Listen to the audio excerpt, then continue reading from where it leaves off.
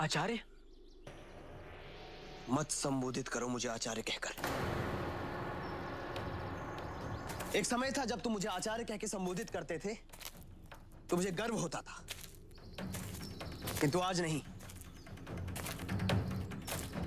क्या ये वही व्यक्ति है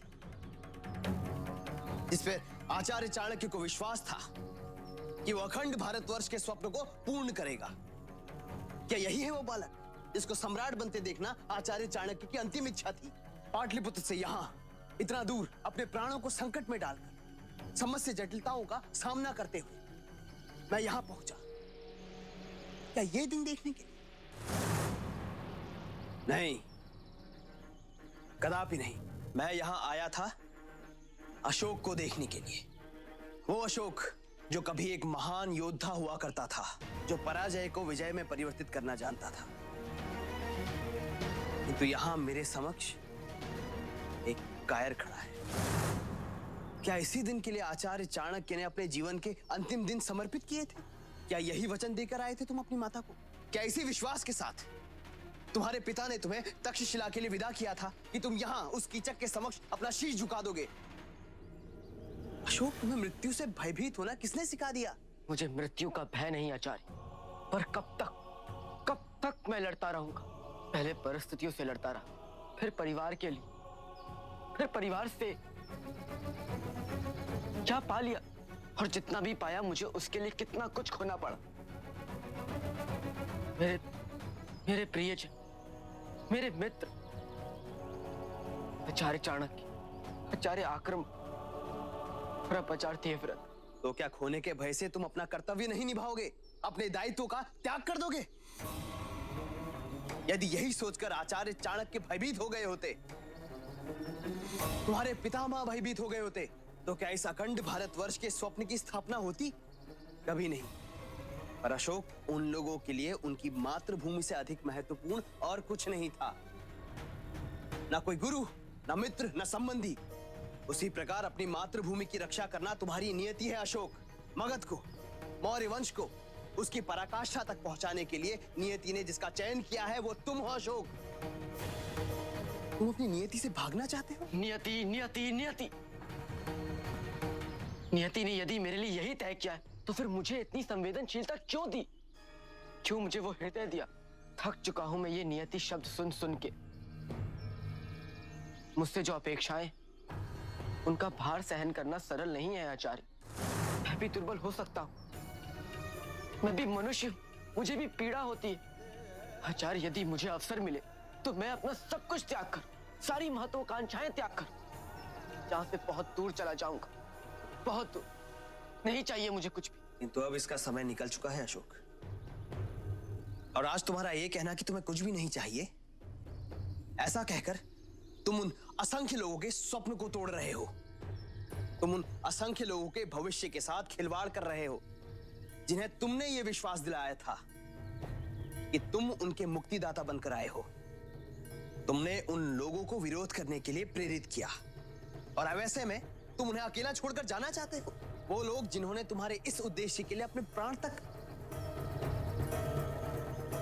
नहीं अशोक, बहुत देर कर दी तुमने। अब तुम्हारे पास ये विकल्प है ही नहीं। अशोक, तुम तो चले जाओगे, तो पराजय तक्षशिला के नागरिकों की होगी, मगध की प्रजा की होगी। अशोक मौर्य, मुझे चिंता नहीं है कि तुम्हें अपेक्षाओं का कितना भार उठाना पड़ रहा है, और तुम्हें उठाना भी पड़ेगा। तुम्हें अपने लक्ष्य को प्राप्त करना ही होगा। यदि तुम आज इन लोगों के साथ ऐसा करोगे तो फिर भविष्य में इन्हें किसी भी दूसरे अशोक पर विश्वास नहीं होगा।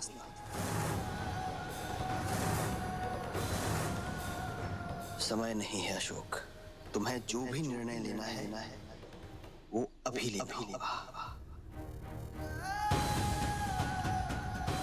मुझे क्षमा कर दीजिए आचार्य, मैं भ्रमित हो गया था, भूल गया था कि मैंने जो वचन दिए, मेरी इस क्षणिक दुर्बलता का यही प्रायश्चित है कि जब तक मैं अपनी प्रतिज्ञा पूर्ण नहीं कर लूंगा मैं नहीं रुकूंगा।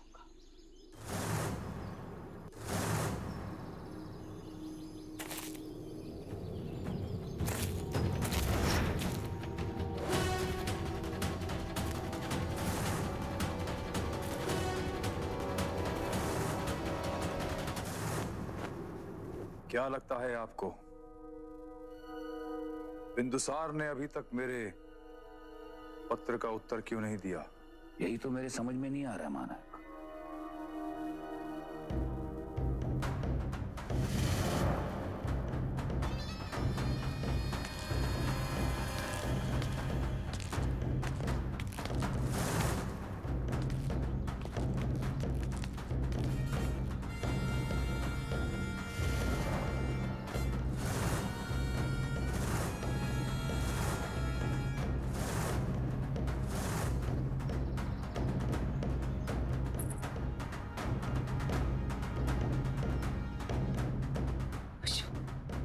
अशोक,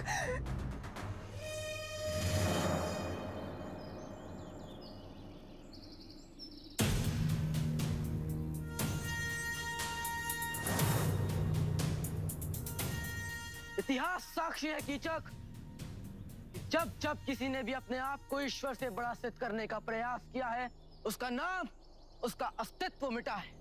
और इस महाशिवरात्रि तुम्हारे साथ भी ऐसा ही होगा कीचक। अब तक तुमने खेल खेला है ना, अधर्म, अन्याय, अत्याचार का। अब देखना इस खेल में कैसे तुम्हें न्याय, धर्म और सदाचार पराजित करते हैं। एक पुत्र को माध्यम बनाकर तुम मां की बलि चढ़ाना चाहते थे ना कीचक। अब देखना वही पुत्र तुम्हारी बलि चढ़ाकर तक्षशिला को तुम्हारी क्रूरता से मुक्त कराएगा। ये महाशिवरात्रि तुम्हारे जीवन की अंतिम रात्रि होगी कीचक। रक्त अवश्य बहेगा, पर वो रक्त तुम्हारा होगा। मुझे विश्वास था आप आएंगे, आप अवश्य आएंगे, मुझे विश्वास था। अपनी क्रूरता से तुमने बहुत लोगों के शीश अपने चरणों पे झुकाए, अब उन्हीं चरणों पे तुम्हारे शीश झुकेंगे। 2 दिन, केवल 2 दिन है मेरी इस बात को सत्य होने में। और उस दिन मैं यहाँ चौथे स्तंभ की स्थापना करूंगा।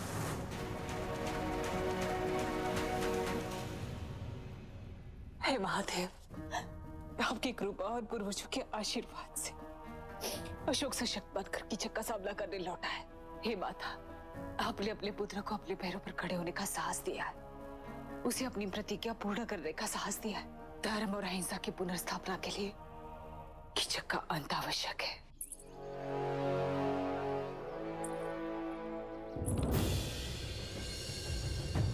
तुलसी देवी जिस आंगन का परित्याग करने लगे, उस घर में ना ईश्वर का निवास होता है और ना ही धर्म का। उस घर का सर्वनाश निश्चित है। औरों के जीवन मरण का निर्णय करने वाले महानायक, अपने महाअंत को रोकने के लिए जो भी तैयारी करनी है कर लो, क्योंकि अब मैं तुम्हें दिखाऊंगा कि जब पाप का घड़ा बढ़ता है तो पापी का अंत करने के लिए कैसे मृत्यु आती है। और उसके पश्चात तक्षशिला में राम राज्य की स्थापना होगी कीचक। जय जननी, जय जननी, जय जननी, जय जननी, जय जननी, जय जननी, जय जननी, जय जननी।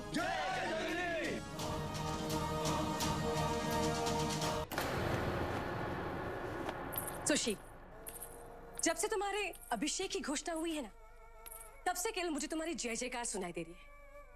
इस समारोह के लिए मैंने एक लंबी सूची तैयार कर ली है। यदि तुम अपनी इच्छा अनुसार इसमें कुछ करवाना चाहते हो तो मुझे कह देना। वो क्षण दूर नहीं है सुशी, जब ये पूरा मगध तुम्हारे इच्छा और आज्ञा अनुसार सब कुछ करेगा।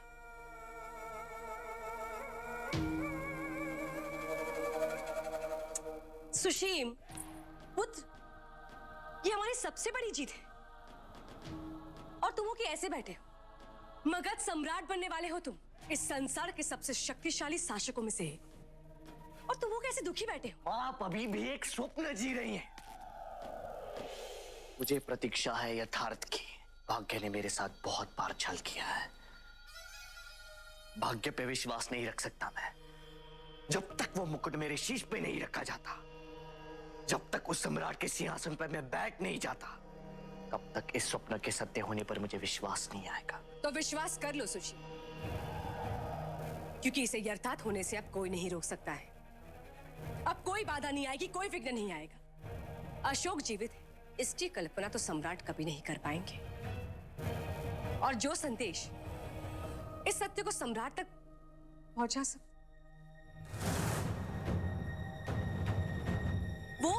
वो तो अशोक के कक्ष में रह गया।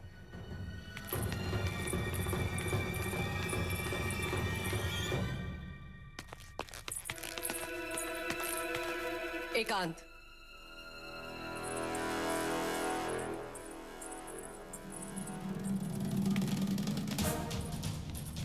क्या था? हाँ, वहां देखो। क्या कर रहे हो तुम दोनों?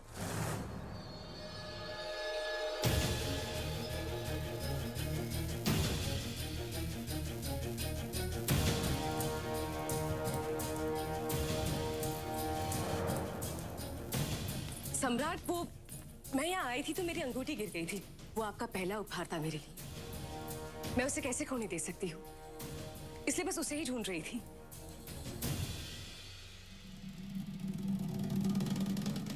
ये देखिए माँ, मिल गया? धन्यवाद। तुम्हें पता नहीं कि ये मेरे लिए कितनी अमूल्य है। मैं इसे कैसे खोने दे सकती थी? यदि ये खो जाती तो क्या हुआ सम्राट? आप कहाँ खो गए?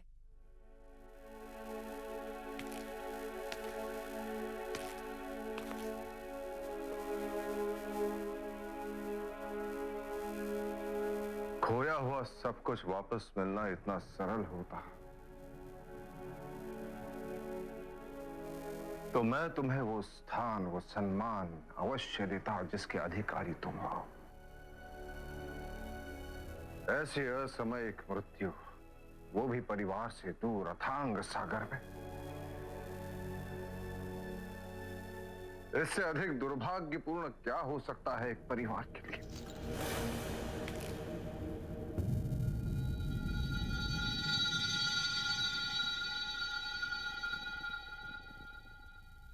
मुझे क्षमा कर देना पुत्र, मैं तुम्हारी तुलना नहीं कर रहा हूं। तात्पर्य यह है कि तुम में कुछ कमियां हैं।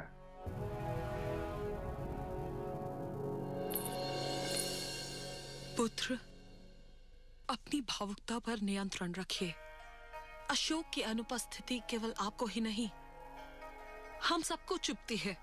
पर आपका पुत्र एक योद्धा था और अशोक जैसे योद्धाओं की मृत्यु पर अश्रु नहीं बहाते, गर्व करते हैं। गर्व।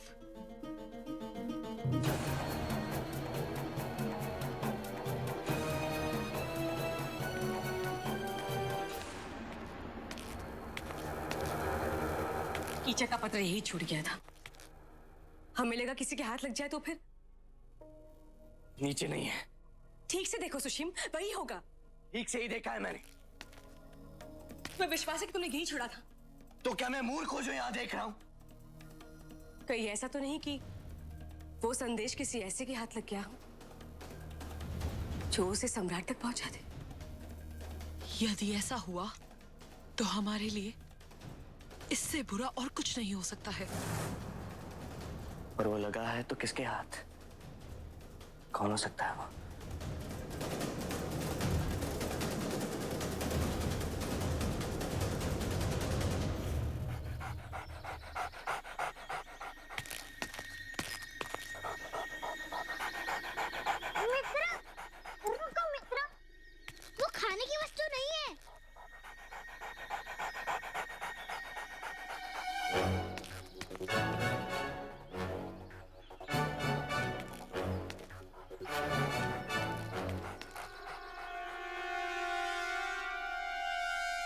मेरी चाल मुझी पर।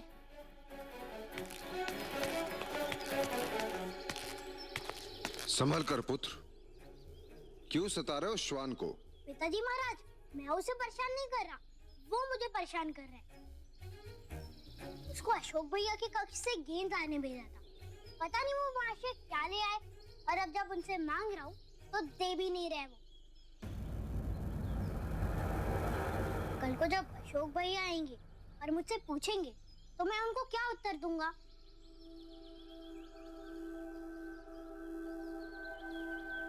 रहने दीजिए पुत्र। वैसे भी वो आपसे अभी भयभीत है नन्हे सम्राट। क्या हुआ? आप मुझे नन्हे सम्राट मत बुलाइए। कारण? क्योंकि सम्राट तो केवल अशोक भैया को ही बनना चाहिए था। आपने अशोक भैया के लौटने की प्रतीक्षा क्यों नहीं की पिताजी महाराज?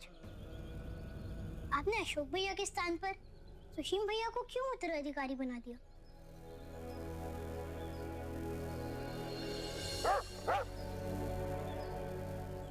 पिताजी महाराज, वो देखिए, चुनौती दे रहा है मुझे। अभी बताता हूँ इसे।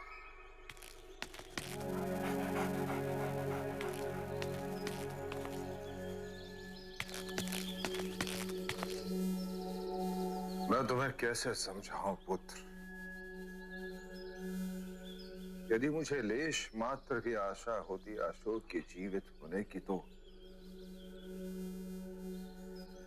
मैं अशोक के अतिरिक्त किसी को भी अपना उत्तराधिकारी घोषित न करता। किंतु क्या करूं, मुझे राज्य की शासन की निरंतरता भी सुनिश्चित करनी है। पिता से बड़ा दायित्व एक सम्राट का है,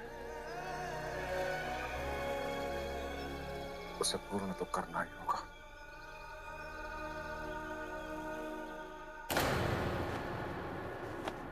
सम्राट बिंदुसार ने मेरे पत्र का उत्तर राजकुमार सुशीम को उत्तराधिकारी घोषित करके दे दिया।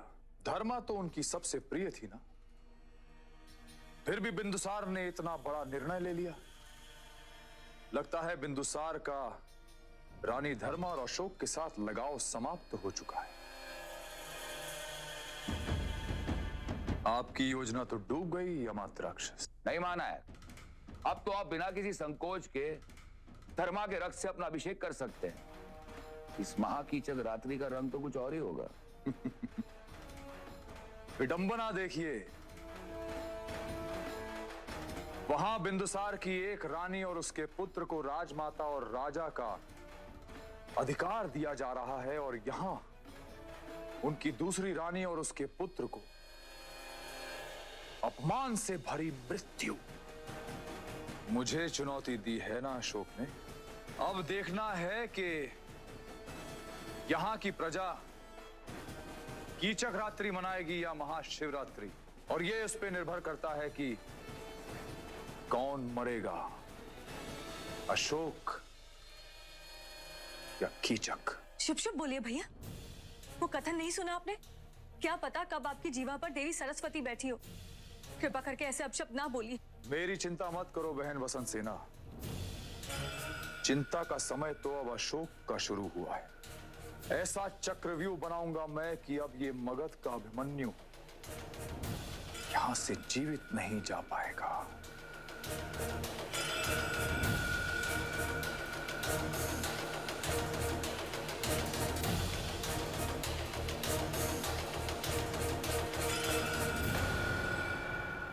For more updates, log on to colorstv.in.com. Like us on facebook.com/colorstv. Follow us on twitter.com/colorstv. For more updates, log on to colorstv.in.com. Like us on facebook.com/colorstv. Follow us on twitter.com/colorstv. For more updates, log on to colorstv.in.com. Like us on facebook.com/colorstv. Follow us on twitter.com/colorstv.